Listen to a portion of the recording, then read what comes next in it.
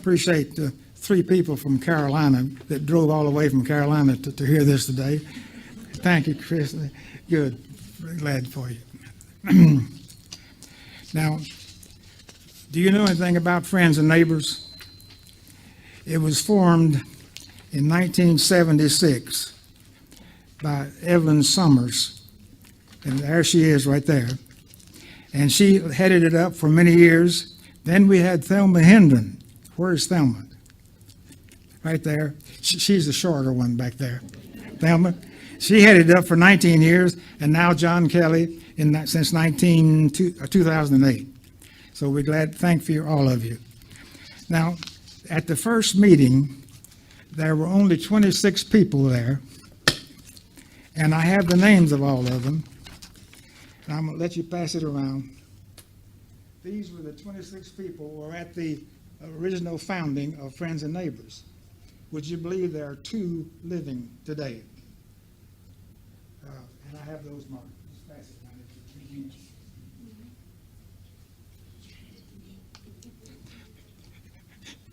Now, Evelyn is one of those, and who's the other?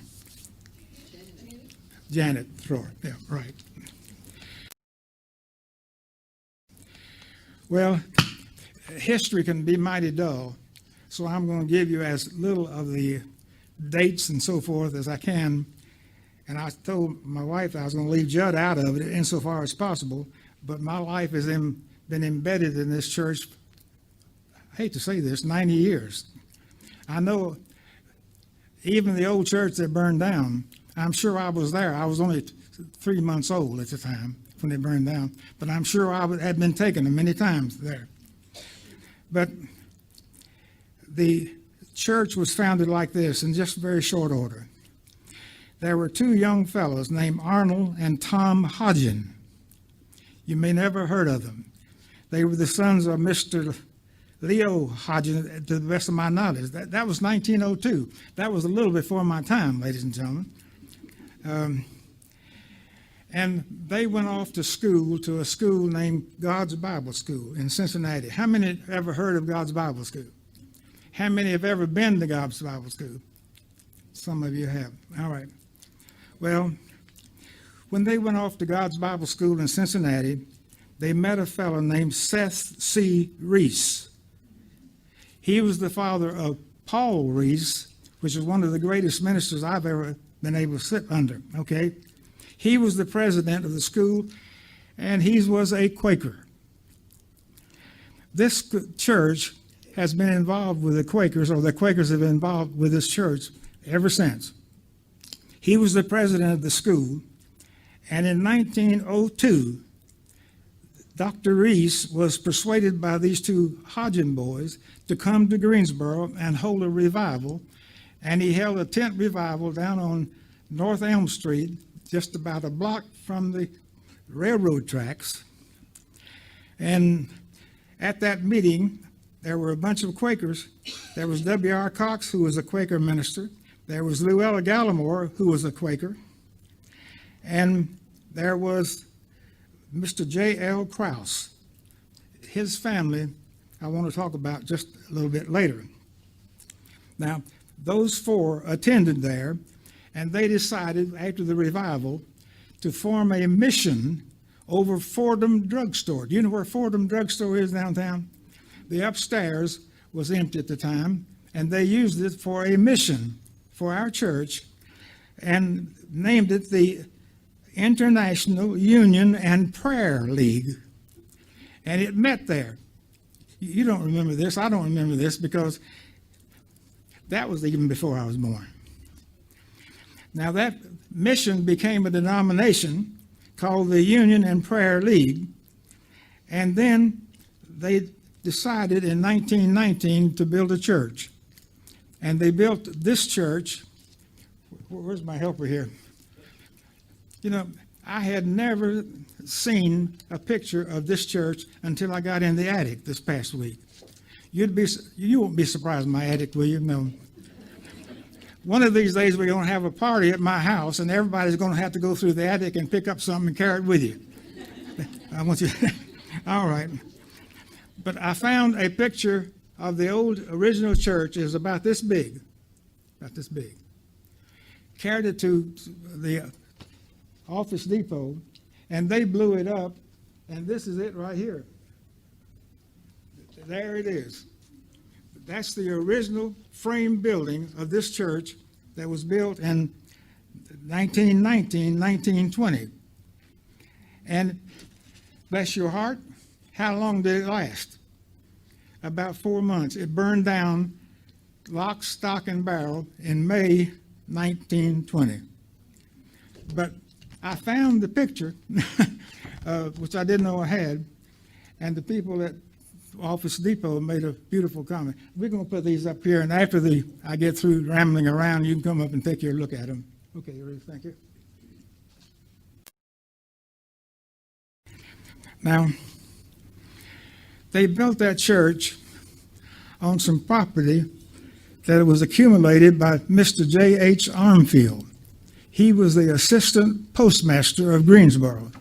He was also a Quaker, and he helped this church get the property to build the church on Silver Run. It wasn't Avenue at the time, it was Silver Run.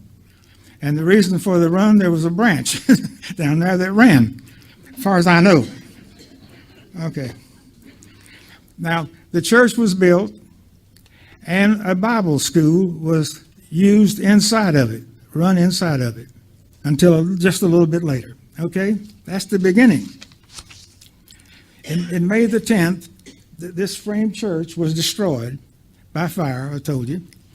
And in 1920 then, in 24, still I don't remember it, under J.L. Krause's supervision, they built a brick sanctuary on Silver Avenue, as it was known at that time.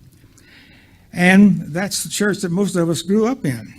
Now, there's the first thing I remember about this church I want to tell you about. I was 4 years of age. I went into the old church, and they had a picture at the back of the pulpit of a large picture of Christ knocking on the door. Have you ever seen that picture?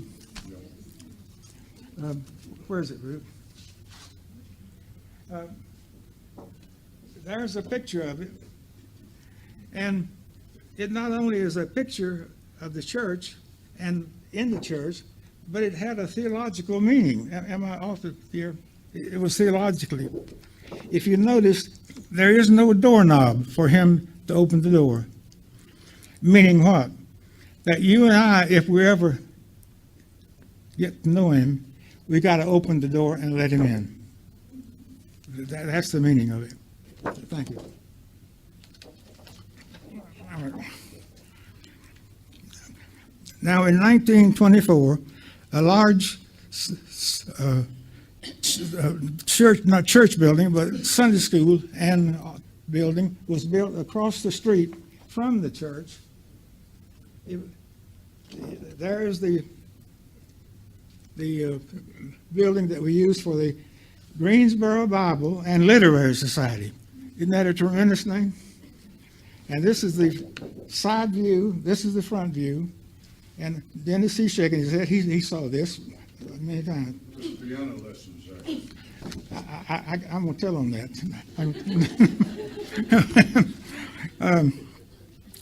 This is the front side and the side of the old school building. It is no longer there, ladies and gentlemen. I wish it were, okay? I got some paraphernalia. All right. This church had a bunch of ministers before Bob McCluskey came along. Now, I don't speak of Bob McCluskey irreverently because he was such a friend of all of us, he wanted us to call him Preacher Bob. And that's what, as a youngster, that's what I call him. And I still call him that today when I refer to him. But before he came along, before Preacher Bob came along, we had, would you believe, 9 ministers, 8 of them in only 16 years. Can you imagine 8 different preachers in 16 years? Now, that was Paul Greason, W.R. Cox, Chenault, Greason, Tom Mullen, Raymond Doby, and W.R. Cox again, and then B.F. Pritchett. Then, R.I. McCluskey in 1933. he came to help us out, as he said. Where's my little book? I'll tell you why he came. He says, I came 30 years ago. This was written in 1963. I came in 30 years ago to help them in their deepest distress, and I remained because I fell in love with them. And he accepted the ministership of this church temporarily until conference. Well, he was still here 44 years later. And if that is, I need a glass of water when you sign that. In all the 44 years, they had all these preachers, and then preacher with all of them in just a few years, and then Preacher Bob came, and he stayed 44 years when he died in 1986. Okay, all right. That's the background. Now, he said, I came in their deepest distress. And I wish I'd asked him what he talked about. What did he refer to? What distress was he talking about? And I found out two things. The school was being shut down, and he didn't like it. He was sorry about that. Because of the lack of children coming into the school and the money, they were going to shut down the Bible school. The other thing, with all these pastors, that was what he said, I came in distress. All these pastors that ended up in 8 of them in 16 years, and also the school being shut down. That was his distress he was talking about. All right. I'm going to go on. I'm going to start with R.I. McCluskey. He was born 1905 in Greenfield, Ohio. Age 3, his family moved to Greensboro, 1908. And he had tremendous ambitions. He wanted to be a prize boxer, a baseball player, a lawyer, or a prize wrestler. That was his ambition. Okay. Well, God intervened, of course. At age 27, in 1927, at age 22, he was converted at one of our revivals. That I don't recall it. And he was converted and called the same night. Have you ever heard of a minister that received their call to the ministry the same night that they were converted to Christianity? There are two tremendous events in a person's life. Usually the person who's converted, then he starts studying the Bible and going to church and listening to other people. And then the Holy Spirit speaks to him and calls him to the ministry. Now, do we have some ministers here today? Did that happen to any of you? Did it happen? All at the same time, within an hour, he was converted and called to the ministry. Now, Spurgeon, who is one of my favorite commentators, he says, don't volunteer for the ministry. If God wants you, he knows where you are. He says, if you are not called, avoid it like the plague. That's exactly what Spurgeon said. But he was converted and called the same night. The next time he went back to work, he worked at Fisher Harrison Printing Company, and he was a master printer and was going to become a part of that company, no doubt about it, maybe one of the vice presidents or something or other. He went in to tell his boss that God had called him to preach, and so he's going to quit the job and go to Bible school and get prepared for the ministry. Mr. Fisher asked him, well, how much are they going to pay you? They haven't promised me a cent. What did he say? You are a fool. That's the way his ministry started off. But he did it anyway. All right. He was in school in McKeever and Caldwell and Senior High and Greensboro Bible School at LaSalle University in Chicago, and finally at Frankfurt Bible College in Indiana. And he met a young lady named Naomi Hannah in the library, of all places. And after courting her for a couple of years, they were married in Ottawa, Illinois, by Reverend Hannah, who was Naomi's father. Okay. Now, would you believe that on his wedding day, his father, his new father-in-law, asked him to preach the morning service and the evening service on his wedding day? I've never heard of that before either, but he did. Well, finally, though, he and Naomi took a preaching honeymoon down to Cuba and the Cayman Islands for their honeymoon. He had only two children. They had only two children. Patricia, she's still living. She's in very poor health. And the other one was June. Now, as most men, they want a son to carry their name. You know, I don't have a junior that I can pass my name on to. But he wanted to pass his name on. He wanted the second child to be a boy. And when she turned out to be a she, he named her June instead of Junior. That's the closest he ever come to that. Okay, all right. All right. Preacher Bob lived a pretty good life, a long life, but he died in June 1986, and we had a memorial service at the church for him. And his number one hymn, his favorite hymn was what? No, not one. There's not a friend like, I don't sing. There's not a friend like the lowly Jesus, no, not one. That was his favorite hymn. Okay. Well, after McCluskey, there was Ed Wallace, Jay Clark, Keith Carroll, Wayne Pruse, Randy Johnson, and now Jonathan Lewis. We just prayed with us a while ago, and we thank you, Jonathan. All right. I want to mention a few things that I remember about Bob McCluskey. In 1930, this is before he met Naomi, he had a girlfriend up near in Pennsylvania, northern part of Pennsylvania. So he left school one day. He was going over and meet her family and propose to her. All right. He did. He went over there. He got a motel room. He checked in. And, well, he said he'd driven 300 miles over to those town. So for devotions, he said, I'll just pick up the Bible and turn to someplace, and then I'll get my sleep before I go see my girlfriend tomorrow. Let's see, where is it? I'll get it in a minute. It's Jeremiah. I thought I had it marked in my Bible. Here it is. He picked up his Bible, and sleepily, he just put his finger down. And this is what it said. Thou shalt not take thee a wife, neither shalt thou have sons and daughters in this place.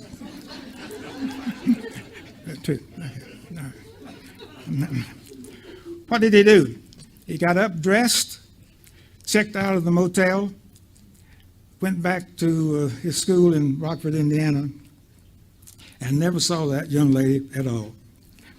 Now, the sequel to that is, I've been told, I don't know this for a fact, that would have been a disaster for a minister to have married that young lady. I don't know her name. I wouldn't recognize it if you said so, but that's neither here nor there. All right. Now, I want to ask you a question. Some of the last words of people are very important to us. What was the last words that President Abraham Lincoln said before he was shot? Does anybody know? He turned to Mary, his wife, and said, Mary, after this White House experience is over, I want to go to the Holy Land and walk where Jesus walked. Can you imagine that? And about 20 seconds later, he was shot in the back of the head. All right. Well, that didn't happen quite to Bob McCluskey, but he had a longing to go to Israel to walk where Jesus walked. And in let's see, I'll get a minute.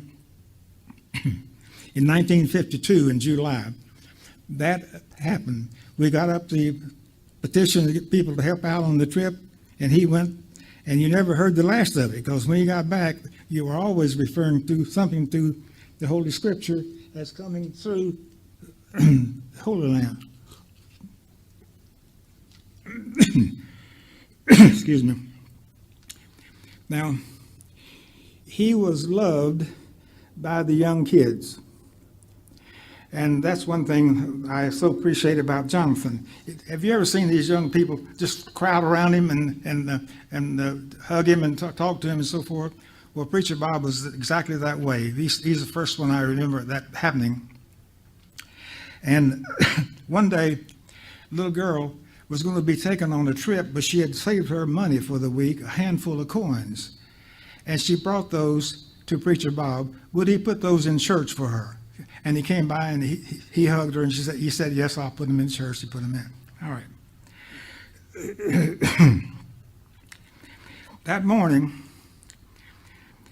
he was speaking on John 1:29, where it was the first miracle that an apostle did after Pentecost. Peter had preached the Pentecostal sermon, and they went out the temple, and there was a lame man who had been lame for birth. You know the story. And he was begging alms of him. And Peter says, what? Silver and gold have I none, but whatever I have, rise up in the name of Jesus Christ the Lord. And he rose up healed from birth at that. Well, Preacher Bob was preaching on that, and he wanted to be dramatic.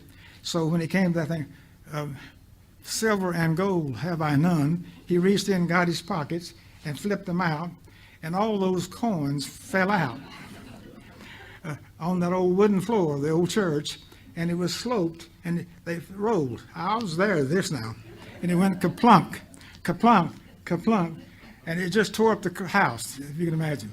It rented. All right.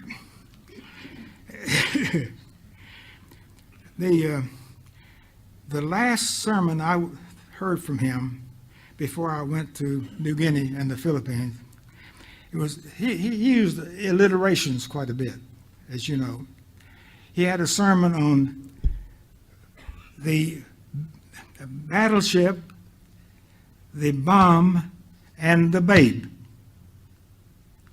I was home for a 4-day leave before I took off for New Guinea. And of course, he says the battleship is a tremendous thing. It's powerful and so forth. But the bomb can destroy that powerful thing. But that mere babe there is the most powerful individual that you can ever run across. Because he was introduced by John. How did he say when he came to be baptized? Behold the Lamb that taketh away the sin of the world. That's the way he was introduced, that babe. So that was his sermon. All right. One other. Romans 8:28, you know it, for all things work together for good and so forth. That was Eula Bryson. Do you everybody know Eula Bryson? That was her favorite verse. And if you ever got a communique from Eula, that was always on the bottom of it, Romans 8:28. Well, Preacher Bob was sick. Naomi took him to the doctor. He prescribed some medicine. They got the prescription, and they went by the pharmacy and to have it filled. And when they were standing there, the pharmacist was going up and he's picking out this bottle, and it says crossbones on it and so forth, and he poured some of that in it. He picked up another one, poison, he poured that in there, and on and on. He said, I don't know what's going on here. Maybe my wife Naomi and this guy's got something going between them. But he said, I'll cooperate. He went home, got in bed. He said, I crossed my arms so they wouldn't have to do that. I closed my eyes so they wouldn't have to do that. And I took the medicine. Lo and behold, 2 hours later, I woke up and I was feeling fine. He says, the example is that God didn't say that all things are good. He says all things work together for good. So some of the bad things can be worked together for good. And that was his sermon. All right. That's enough on him. He was quite a guy. I'd be remiss if I didn't say that nobody except for my parents had more impact on my life than Bob McCluskey. That is the truth. Greensboro Bible and Literary Society. There's a school, Ruth, the building. And it was built in 1924. The president was L.B. Smith from Kannapolis. And he had a dean named Eugene Owen. He was an albino. Do you know what albino is? He had absolutely no color in his face or hair or anything else, and Ruth has a picture of him right there. That is the dean of the school, and when he read the scripture, I've heard him preach. This is the way he preached. His eyes were just completely gone. Okay, that was the dean. The director of the board was J.L. Krause, and you'll hear more about him. And the music head was Mrs. W.R. Cox, and some of you took piano from Mrs. Cox. Is anybody here now? I know Jeanette's not here, I don't believe. Well, did it? Okay. Well, I did too, if you can believe it. And as a 12-year-old, the recital time came. And we had the recital in this school building there. It was full.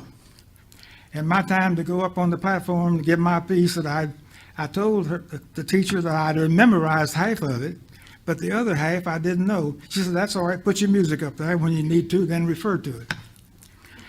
I went through my recital piece, did perfectly, according to me. And then I came to the part that I didn't know, so I looked up to get my place, and lo and behold, the music was turned upside down. So I had to stop in my recital, turn the music up, and then proceed. Well, I got a standing ovation. Hilarious flotation. Okay, all right. But one very special person was a part of the school, and that was Robert Tritton. I don't know, you have a name mean anything to you at all? Do you have that picture? Yes. Mm-hmm. He was the band director, and he was a trumpeter like you've never heard before. Did you ever hear him, Dennis? Maybe didn't hear him. Okay. Well, he could handle a trumpet like nobody I've ever heard. John Philip Sousa wanted to hire him as a trumpeter in his band. You know John Philip Sousa, he had a few things that you know about. What, the Stars and Stripes Forever and Semper Fidelis and so forth. But would you believe he turned down that offer at a fabulous salary to go with Sousa's band to stay with the school at $10 a month, plus his room and board. How about that? That's the dedication he had. Lois Krause taught languages. Eileen Gilbert taught history. Hurley Cross, a minister most of you knew, he was a, was he not also part of your friends group? I believe it was. Thank you. All right. But then the school was set to be disbanded because of no tuition, or it couldn't be met. I'm going on longer than I'm supposed to here. The school was going to be disbanded, but along came a friend named Reverend Jim Green. Did anybody know Reverend Jim Green? Yeah. Most of you did. Now, he came along with a burdened heart about the school, and so he said, I will reopen the school. And Mr. Krause and Church and Mason said, okay, continue the school. And so he continued the school in January 1932. He renamed it People's Bible School. That's what it was called. Well, it was there on Silver Avenue for the year. Next year, it moved to Kernersville. And they have a well over there, mineral well. Would you believe I sold water out of that well for 5 cents a gallon? Okay. Then it was moved to a tabernacle here on High Point Road, next door to Frances Hall's Hicks, she is now, house, right there. And what is it up there now? It's some kind of a, come out of, well, anyway, it's a bar of some kind. Okay. Now, when he got up there in 1936, they added 4 teachers who were some of the best teachers I've ever had in my life. George Burkholder, Helen Vincent, Laura Perry, and Kenneth Temple. Isn't that a quartet of teachers? And Mrs. Temple is still living at, what, 99 or something like that? Oh, She's with us today. Mrs. Temple, I'm sorry I didn't recognize you over there. Now, Kenneth Temple taught me math in school and triggered my interest in math, and that's what I majored in later, and therefore I became something else. Well, incidentally, the first high school graduation occurred in 1937 of that school, high school. And there were two students. One was Lucille Sizemore, and the other was Judd Foster. Now, due to the fact that Foster alphabetically is ahead of Sizemore, I got my diploma first. So I've always said I'm the first graduate of John Wesley College, because that's what it eventually turned out to be. Okay, that's enough of that. I want to talk about the J.L. Krause family. Hold Mr. Krause's picture up there, pal.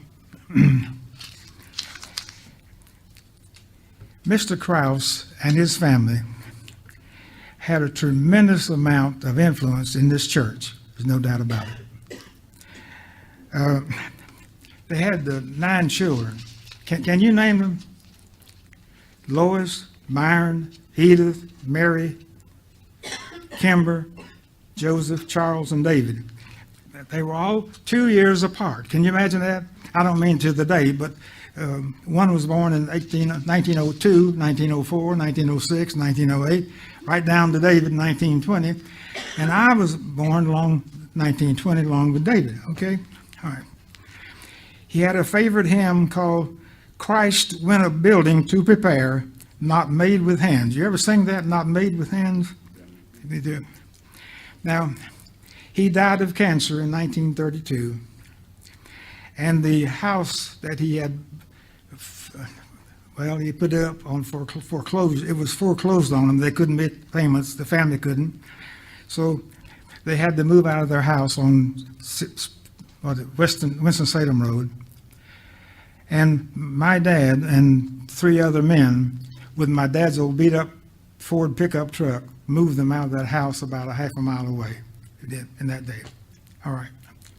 Now, when they moved out, a company came along and bought the house, renovated it from top to bottom, and made a beautiful thing out of it. And lo and behold, Edith was injured in an accident in 1936, and she had enough damages paid to her that she was able to buy the house back. And then it stayed right there, and it was a place where many ministers and missionaries were housed and fed from there on. It was a beautiful thing. Now, a roaring fire took that too in 1969. I'm going to hurry him. Reverend Jim Green, the president of People's Bible School, said it about Mr. Krause. Chief of my friends was Brother J.L. Krause of Greensboro, whose prayer life was the richest and deepest of any man I have ever met. I often think of his large and interesting family, all of whom are devout Christians serving the Lord in many ways at this time. Most of us contribute this fact to his sincere prayer life. That was what the Reverend Jim Green said about Mr. Krause. Okay, I called them all off. Lois was first, then Byron, and so forth, and then David. I want to talk about them just a minute or two here. You ever heard the expression that anyone can count the seeds in an apple, but only God can count the apples in a seed? Have you ever heard that? Okay. Well, that happened to the Krause family. Lois married Buell Bingham. They were missionaries in Cayman Island, then pastor at Roland, North Carolina, and Roanoke Rapids. Byron, he was the gospel singer. You ever see him lead singing with a trombone? He led it with his trombone. He had a son named Dr. J. Byron Jr., and his wife Betty, who was a medical doctor. They were missionaries in Korea for a lifetime almost, and did a fantastic work until they came back. He had a daughter named Charlotte, who married Keith Brown, and they're very prominent in the Missionary Alliance movement. He has a granddaughter named Charmaine Yost. She's a PhD. She was a speechwriter for President George Bush. And then came Edith, who married Clarence Williams, who was a Methodist minister. And they had a church in Canton, North Carolina. You ever been to Canton, North Carolina? What'd you do? Hold your nose? They had a paper factory there, and it was a smelly place. All right. Well, then Mary married John Mason, and she was a pianist for Earl Armstrong for years. I'll skip Pauline for a minute. Joe and Alice, he was a singer, and he's the only one that retained his membership in this church. And while I was treasurer of the church for quite some time, he'd be out on a meeting, and then a day or two or three later, I'd get a check for his tithe from Joe back to this church for years and years. That's what he did. All right. Kimber and Charles and David. Charles was here homecoming just recently. Very poor health. All of them died of cancer. Every last one of them, including Mr. Krause and Mrs. Krause. They died of cancer.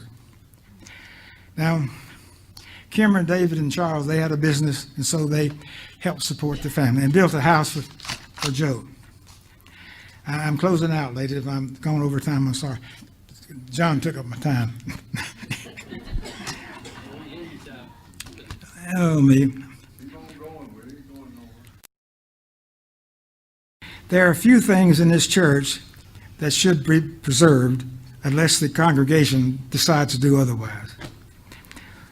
That picture I talked about, yes, it's in bad shape and it probably should be disposed of somewhere, but please get the consent of the congregation. But when Billy Graham was here in a crusade, who was Grady Wilson, came over and preached to us and asked did we have a pulpit that they could borrow. Do you know that the pulpit that's in the chapel right now was used by Billy Graham crusade for 6 weeks right here in Greensboro? And so I prize it highly. I hope you do, and I want to get something put on it at some time. Now, this men's Bible class, picture's right over there. Preacher Bob started his Sunday school class in the basement of the old church. It's a small, about 1/4 the size of this, and he had maybe 20 or 30 men in the class. He said, now look, if we ever get to 100, I'm going to ask the board to let us use the auditorium for our classroom. Do you realize it took only about 4 weeks for them to reach 100 men? And then later, 500 men showed up on a rally day there that day. Tremendous thing. Okay. Now the portraits of Reverend McCluskey and Naomi's in the latest Bible class. It still is, I think. And his is up in the narthex of the church. They were made at the request of Reverend Jim Sheets. You know Jim Sheets? He used to be with us. And he said it would be a shame not to have a picture of Bob McCluskey and Naomi in this church. And we didn't have one at that time. And so we got them, and so thank them the next time you see them. In 1985, I was asked to read, did I tell you this already, all of Preacher Bob's sermons that he printed, 25 years of them, during the summer that I read every one of them, and he asked me to pick out 30 that would put in a booklet and pass it out to the congregation. Does anybody here not have one of those? Okay, every one of you now have one, and I want you to pick it up. It's the 31 devotions by Preacher Bob McCluskey that I picked out in 1985 as an example of his writing. So before you go, be sure to pick up one of them. Well, ladies and gentlemen, that's the hurried up version of the history of this church. It has been a tremendous blessing to me, of course. I can't remember when I was first brought here, and I'm sure I was brought many times I didn't want to come. And I'll tell you this one other thing, and I'll quit. In the church on Silver Avenue, or Silver Run Avenue, my mother and Mrs. DeHaven were the janitors for 3 years. Now, they were paid $6 a month when the church could afford them. Okay. Well, now I've heard many, many sermons on tithing and stewardship, many fine sermons. But I never heard a better sermon on tithing than from my mother. That $6 she got per month, she took out 60 cents of it, and she said, "Judd, this goes back into the church as the tithe." And that has stayed with me for years and years and years, that was the best sermon on tithing I've ever had. Okay.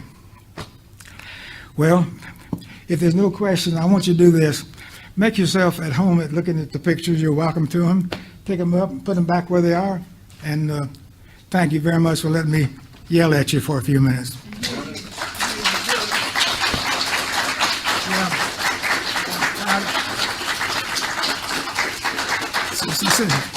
Thank you.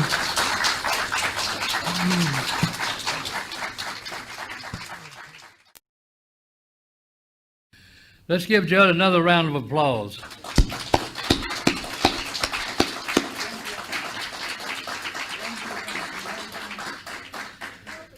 Now, one for his assistant.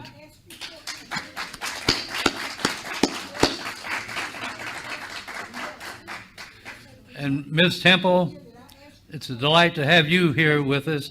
Let's give a round of applause for Ms. Temple.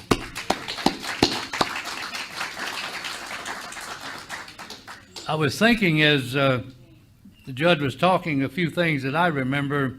He talked about Byron Krause, and I remember Byron Krause in Wilmore, Kentucky. I lived in Frankfort, and he was on the radio.